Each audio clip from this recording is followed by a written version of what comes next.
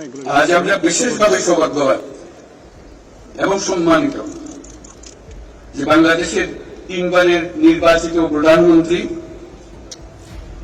বীর মুক্তিযোদ্ধা শহীদ রাষ্ট্রপতি জিয়াউর রহমানের স্ত্রী বেগম খালেদা জিয়া আজ এখানে আমাদের মধ্যে উপস্থিত আছেন।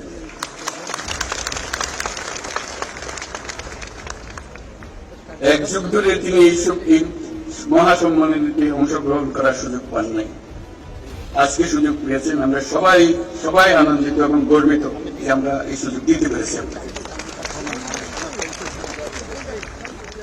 শারীরিক অসুস্থতা সত্ত্বেও এই বিশেষ দিবসে সবার সঙ্গে শরীর খাওয়ার জন্য আপনাকে আবারও ধন্যবাদ।